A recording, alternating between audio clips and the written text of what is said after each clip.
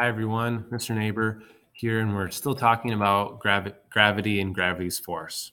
So I have two problems here where we're not actually finding the force due to gravity. We're finding something else. So here we have in number 3, two spherical objects that have masses of 3.1 times 10 to the 5th kilograms and 6.5 times 10 to the 3 kilograms. The gravitational attraction between them is 65 newtons. How far apart are their centers?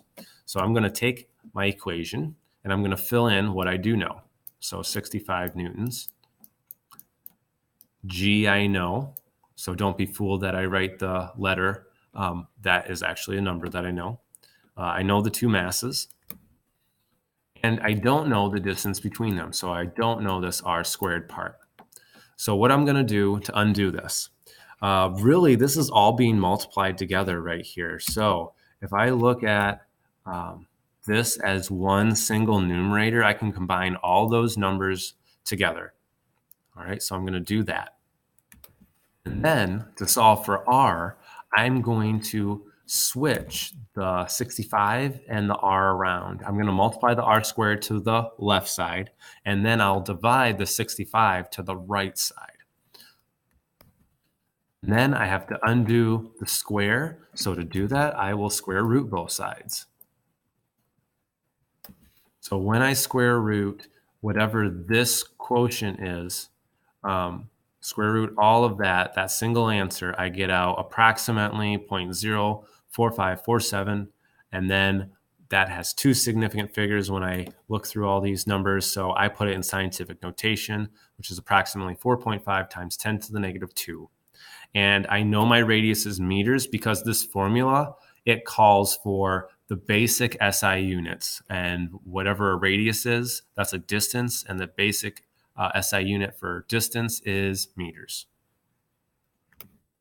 All right, next problem. Two spherical objects have equal masses and experience a gravitational force of 25 newtons toward one another. Their centers are 36 centimeters apart. Determine each of their masses. So I know that the force between them is 25.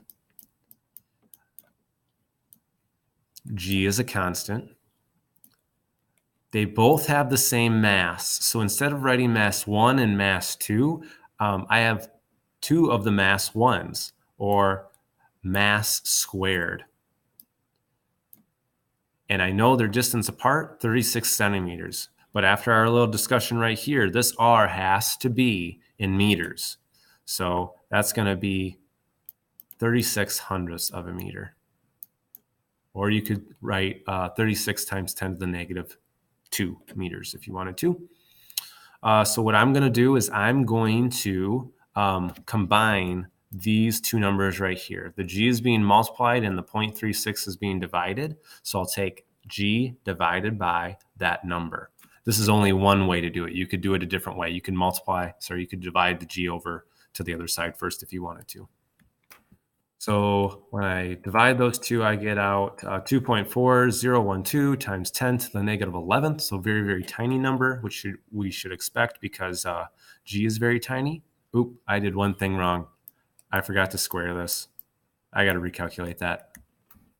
All right, there we go. 8.6 times 10 to the negative 12th.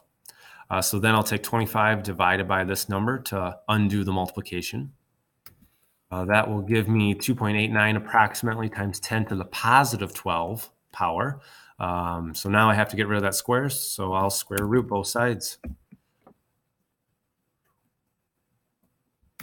So that will give me out 1.7 times 10 to the 6 kilograms approximately for each of those two spherical masses. And that should be the correct sig figs.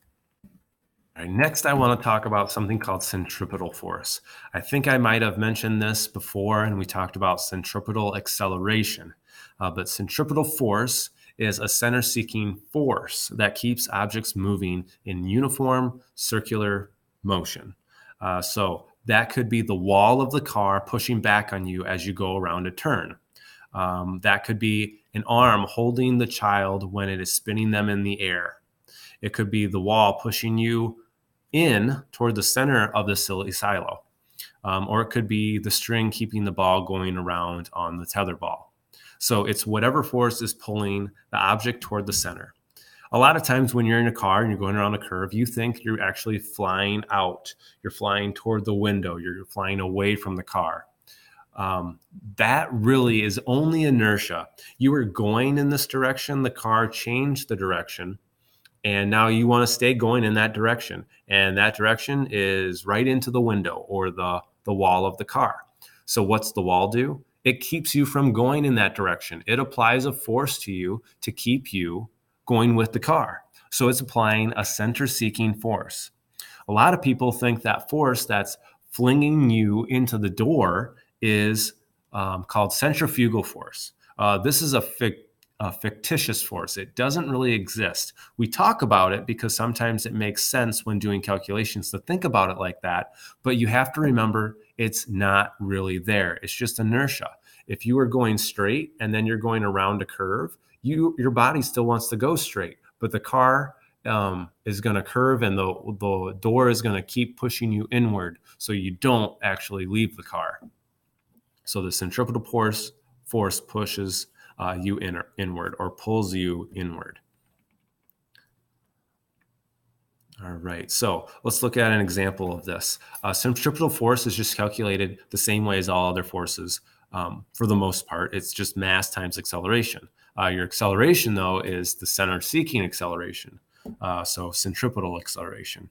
And we're not going to go over how this is derived, but centripetal acceleration is found by taking your linear velocity, which we've always been dealing with in this course, squared divided by the radius.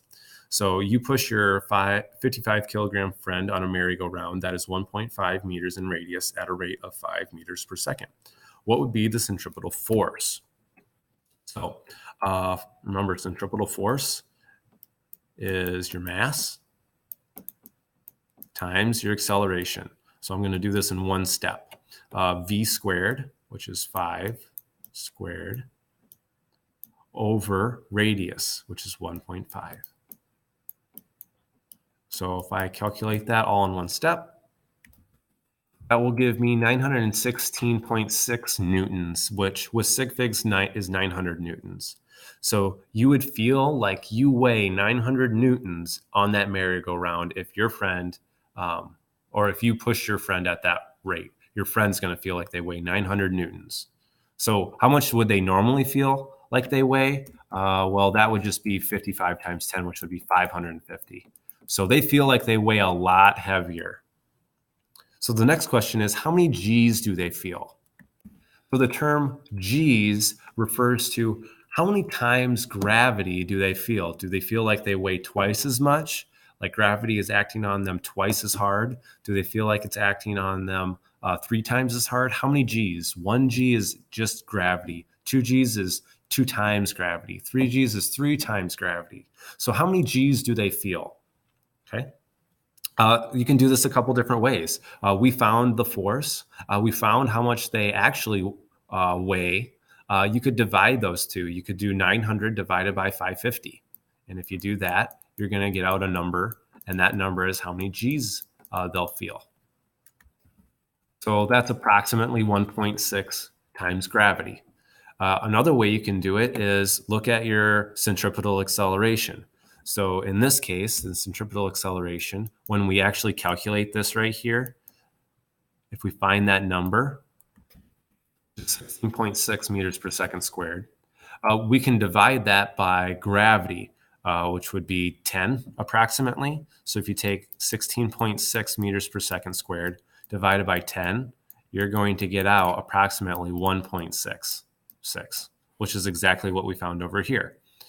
So it's really neat when you think about centripetal force when you are talking about merry-go-rounds or silly silos or roller coasters on those curves. You can calculate how many G's you're going to feel.